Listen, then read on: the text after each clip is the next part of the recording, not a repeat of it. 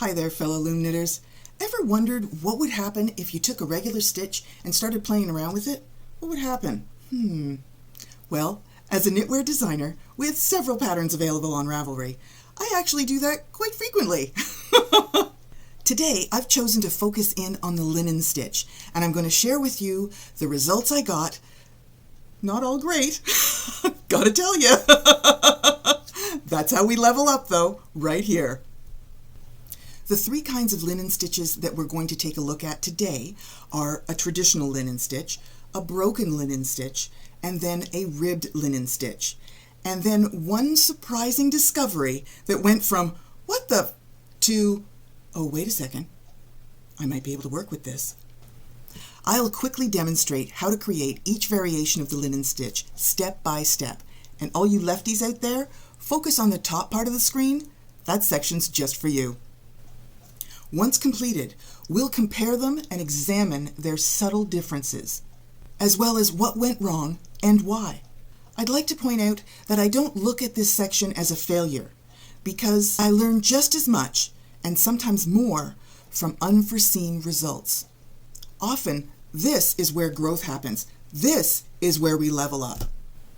Before we get started, I just want to point out that this is a tutorial, not a complete stitch composition. So I'm not going to go into detail about, well, beyond I did a chain cast on and a regular basic bind off.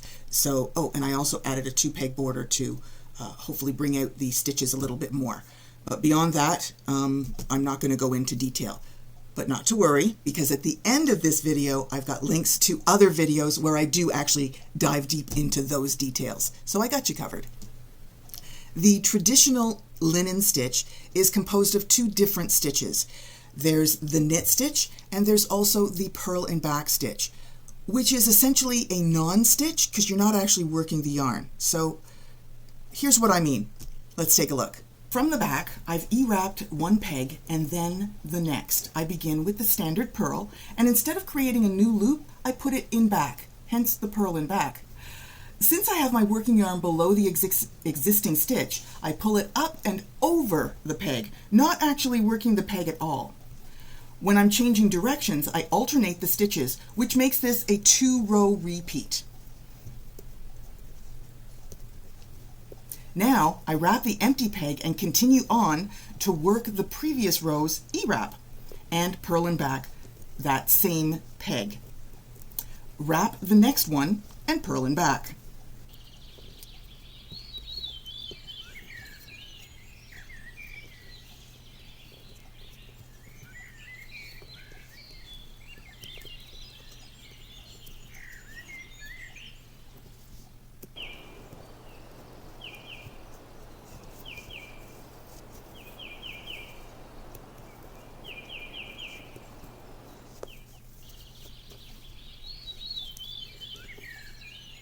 One of the reasons why I chose the E-wrap as the knit stitch was because I can actually wrap the peg, the marked peg, and then the next time I wrap the unmarked peg.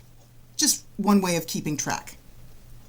The next variation is the broken linen stitch. So it's the same as the traditional linen stitch, except now we're going to put an E-wrap row in between those two rows that we just worked. So it'll be an E-wrap row in between, which now makes this a 4-row repeat. So let's take a look at that one. Beginning with the E-wrap row, we'll work the stitches over, or you can wait and leave them all there, and then on the marked pegs from the back, wrap around for the E-wrap and the purl and back on the next peg. Keep alternating to the end of the row. And then on the next row, we're going to do another full row of E-wraps, and after changing directions this time, the purl and back is going to be on the marked peg, and the E-wrap is going to be on the unmarked peg. So we'll continue alternating all the way to the end of this row, and then for the next row, we're back to an E-wrap row all the way across. So remember, you stagger your stitches, unmarked and marked pegs, and then an E-wrap row every other row. So 4 rows.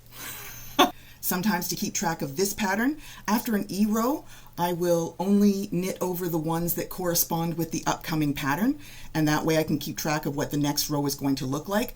But that's me. I'm often interrupted and very easily distracted, so you do you. This third variation is the ribbed linen, a broken ribbed linen. So instead of staggering those E-wraps and purl and backs, we're going to line them all up with an E-wrap row in between.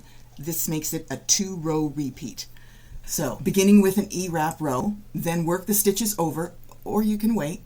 Then on the marked pegs from the back, wrap around for the E-wrap and purl and back for the next peg. Keep alternating until the end of the row. And again, when you change directions, create an E-wrap row all the way across.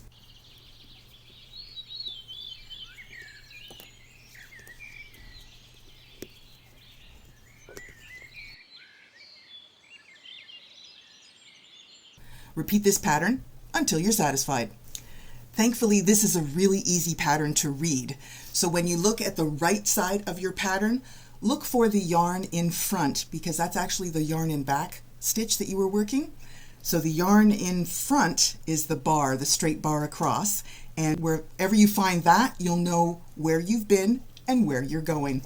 This final section is where I leveled up, and you can too. This time around, I tried to do a traditional ribbed stitch without the E-wrap in between, meaning the marked pegs get E-wrapped and the unmarked pegs get the purl in back stitch. So they are done again on the same peg. Here's what happened. It took me a few more rows to realize something was off. The yarn wasn't behaving the way I expected. It appeared to be bunching up. I had to really examine the stitch construction to understand why it didn't work out.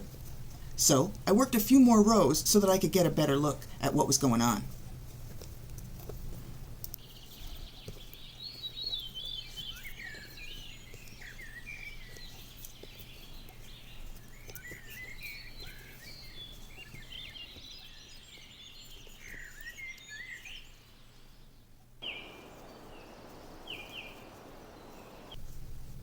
Remember when I said that the purl in back stitch wasn't really a stitch, it was a non-stitch because you're not actually working the stitch? That was the issue. The same stitch was stuck in the same spot, creating a bulge in the fabric. So you weren't going to actually get yards of material, you were just going to get a bulge.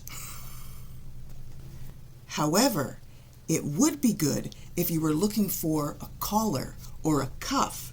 It could create texture and interest to any piece. So let's just tuck that away in our back pocket for another time. After creating the swatch, I had a few observations. If you recall earlier, I had stated that I created a 2-peg border so that the stitches could pop and be easily defined. Well, when I look at my swatch after the fact, it doesn't really look like it's doing any popping of any kind. It kind of blends in. Plus, since I slipped the first stitch on every row, the border actually created a larger loop. So when you want to connect an edge or join the stitches together, you've got a larger loop to work with. And of course, keep in mind that 1 stitch equals 2 rows. This swatch has not been blocked. So you can see how it is relatively flat, something to keep in mind the next time you're choosing a stitch pattern for your next project. It doesn't really require blocking, which is a bonus. Now, also for the broken one, you can see there was a small curl right at the end, and that's because the E-wrap does tend to curl. So you can swap out that E-wrap for a true knit or a U-wrap if you wanted, just at the final few rows of your project. Just saying, it's an option. But, oh, and the edges didn't curl either. So I'm quite pleased, considering it has not been blocked. It's pretty good.